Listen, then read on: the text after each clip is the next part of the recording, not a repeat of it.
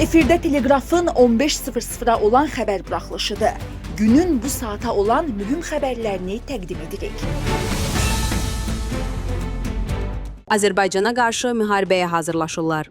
Paşinyandan sensasyon açıqlama. İranda baş verənlər Trump marşrutuna təsir edəcək. İranın yeni ali rəhbəri yaralandı.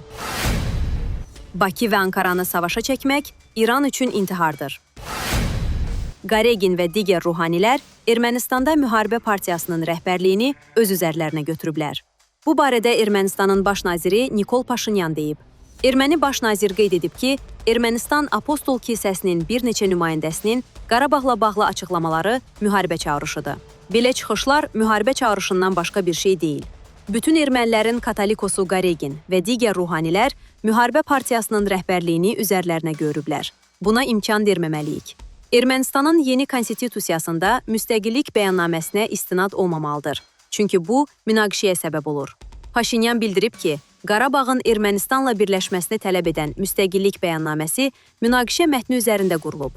Onun sözlərinə görə bu məntiqlə yanaşma dövlətin real müstəqilliyini təhdid edir. Dağlıq Qarabağın gündəmə gətirilməsi hökumətin siyasi gündəliyinə ziddir. Dırnaqarası Erməni Soyqırımı Muzey İnstitutunun direktoru Edita Qzoyan vəzifəsindən istifa verməlidir. Çünki o, Amerika vitse-prezidenti Vensin səfəri zamanı ona Artsaq tarixi haqqında kitab hədiyyə edib. Mən onun istifa verməsini istədim. Onun hərəkəti hökumət siyasətinə zidd olan təxribatçı hərəkətdir. Ermənistan baş naziri Nikol Paşinyan Amerika və İsrailin İranla müharibəsi fonunda Trump marşrutu layihəsinin praktiki icrasına başlanılması məsələsindən danışıb. Bugün üçün Trump marşrutu Amerika administrasiyasının prioritetləri arasında deyil. Çünki nə baş verdiyini, onlar nə ilə məşğul olduğunu görürsüz. Təəssüf ki, bunun zaman baxımından proseslərə təsir göstərməsi ehtimalı yüksəkdir. İndi Amerika hökuməti bu məsələ ilə məşğuldur. Əlbəttə, təsir etməyəcəyi məlum olsa, yaxşı olardı. Paşinyan vurğulayıb. İranın yeni ali rəhbəri Müctəba Xameneyinin Amerika və İsrailin ölkəyə hava hücumu zamanı yaralandığı rəsmən təsdiqlənib.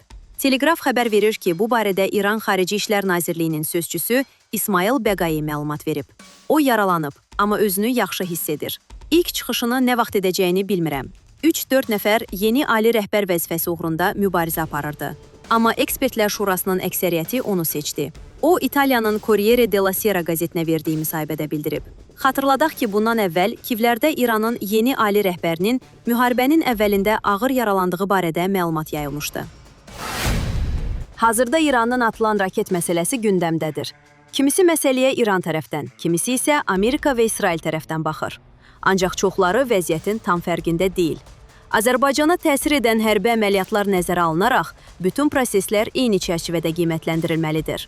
Bunu Türkiyəli hərbi ekspert Abdullah Ağar qeyd edib.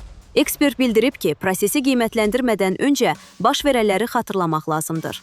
Türkiyəyə 2 dəfə raket atıldı, Naxçıvana isə 4 PUA hücum edildi. Naxçıvana hücumdan sonra Azərbaycan Dövlət Təhlükəsizliyi Xidməti ölkənin beynəlxalq nüfuzuna xələl gətirmək məqsədi ilə strateji hədəflərə qarşı plan quran şəxsləri ifşa etdiyini açıqladı. Nə baş verir, nə ilə üz-üzəyik? Bir neçə ehtimallara nəzər salmaq lazımdır. Əvvəlcə qeyd edim ki, raket hücumu yalnız silah deyil, siyasi mesaj, sınaq, manipulyasiya və provokasiya məqsədi daşıyan bir vasitə də ola bilər. Əsl günahkarın və məqsədin tapılması üçün də strateji düşüncə lazımdır.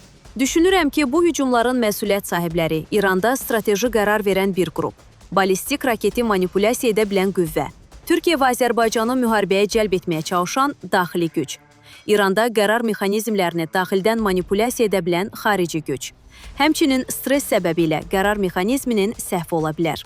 Əgər İranın mərkəzi dövlət ağlı itməyibsə, ölkə üçün Türkiyə və Azərbaycanın müharibəyə cəlb olunması strateji intihara bərabər ola bilər.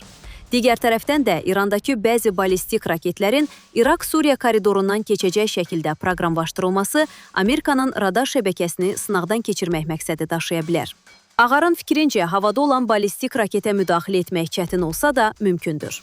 Qarabağ, Ukrayna, Suriya və İran-İsrail/Amerika müharibələri bir yeni reallığı üzə çıxartdı. Müasir müharibə yalnız əskər və silahların deyil, həm də kiber və alqoritm müharibəsidir. Müasir müharibədə raketin istiqamətindən daha vacib olan raketin buraxılmadan əvvəl manipulyasiya edilə bilməsidir. Qısaca, raket buraxılır, lakin onun sahibi yox, proqram təminatı idarə edə bilir. Buna diqqət edərək bir ehtimal üzərində də düşünək. Tutaq ki, İranın raket texnologiyasının mühüm bir hissəsi Çin infrastrukturu və texnologiyasına əsaslanır. Bu isə təchizat zəncirinin manipulyasiyası ehtimalını tamamilə istisna etməyi çətinləşdirir. Yəni, xarici manipulyasiya ehtimalı yalnız Amerika və ya İsrail mənşəli olmaya da bilər. Bir ballistik raketin uçuşu bir neçə mərhələdən ibarətdir və müxtəlif müdaxilə növləri mövcuddur. Yəni, raket havada olan zaman xarici müdaxilələrlə və ya fiziki müdaxilə ilə vurularaq istiqaməti dəyişdirilə, kiber müdaxilə edilə, hədəfə yaxınlaşarkən saxta hədəfə yönləndirilə bilər. Hətta əgər raket radar yönləndirməlidirsə və ya GPS yenilənməsi ilə işləyirsə, siqnal da qarışdırıla bilər. Amma mənim ən çox diqqət etdiyim ehtimal sensorların körlaşdırılmasıdır. Bu zaman radar, məlumat və naviqasiya sistemləri qarışdırıla, yanlış məlumat yaradıla və hədəf itirilə bilər. Bu tip sistemlər birbaşa raketi manipulyasiya etməkdən çox, onun ətraf mühitini manipulyasiya edir. Diqqətinizə çatdırım ki, bu müharibədə Amerika və İsrailin İran raketlərinə çox vaxt havada birbaşa müdaxilə etməyə əvəzinə qəribə marşrut xətaları da yaradır. Bu çox maraqlı bir müharibə üsuludur. Bunlar tam olaraq təsdiqlənməyib və əksəriyyəti strateji ehtimal olaraq müzakirə olunur. Amma yenə də müasir müharibənin məntiqi baxımından vacib ipuçları verir.